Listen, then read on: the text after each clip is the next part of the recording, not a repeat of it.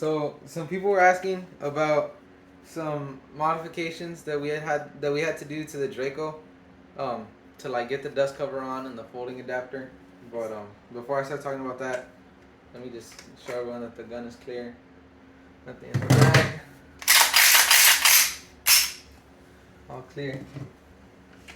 So basically, when you get it, if you want to change it to this dust cover, you gotta put a brace adapter on it. You gotta drill and tap 4 holes. Right here, the dust cover on this tab comes with 1 hole done already. So you just gotta drill and tap into the gas block, and then you gotta drill a second one just so it doesn't wiggle around when you're shooting. But it doesn't have to be tapped. Not on the tab for the dust cover. You just have to drill it and then make a slightly bigger hole that's like countersunk so that the screw sits flush. And then the two on the gas block you do have to tap, but when you're tapping and drilling a hole, just have a friend with you that can put cutting oil, because when the tap breaks off in the hole, it's not fun at all. Because it's almost impossible to get out. It's not something you want to have to deal with. And then back here, you just drill and tap into this rear block, and this ace adapter already has holes in it, and I fold it.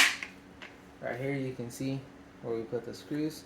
You can just kind of like center it on the back plate, or the way we did it was we did it to where the edge of this ace adapter sits flush with the back of this dust cover. And yeah, those are pretty easy to drill and tap, but like I said, just have a friend with you to put cutting oil and you'll be fine. Another issue we ran into was with the recoil spring, because the one that comes with the dust cover it's too long. So like when you're shooting it and the spring is coming back, it's slamming the two recoil rods together, and it's just like warping them. So we ended up having to go back to the original recoil spring that it comes with, just because it's a little bit shorter and it doesn't give us any issues. Here's the original one. The one that the dust cover comes with, it's a little longer, but basically when it's recoiling, this is like 2 rods. I don't know if you can see it where they're hooked together right there. But basically it's just compressing them all the way, and it was warping this back one just because it was too long for the bolt to go all the way back. It was just too much pressure on it, and eventually it just didn't have enough pressure to go back forward and rechamber another round. So the gun was kind of done after that. But with the original one on there, it should work fine. But other than that, that's really all the mods we had to do, like ourselves, other than just screwing some stuff together. And this modified charging handle, this is just something small. It's a preference thing. It just feels better. Like when you're racking it, it's just a lot smoother. Like it's easier to grab onto. But most of the time, if you're buying a charging handle or like a grip for an AK, it's not gonna fit.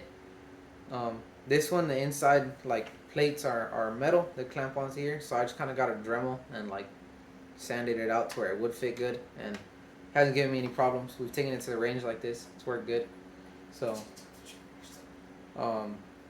yeah, this helped a lot with just ergonomics. It's just nice. The trigger we did do ourselves. That didn't give us too many issues. The safety, there's a pin on the inside that sticks up for the safety. That was a little bit it was too low for this safety to like hit it, so it would still be like on fire even if the safety was up. So there's just a little pin that you gotta squeeze in there into like a hole. You just kind of tap it in, and it's just so the safety will reach, so the trigger doesn't fire. Safety down, goes all the way. But it's a good trigger. It's an AOG trigger. It's pretty light. I like it a lot.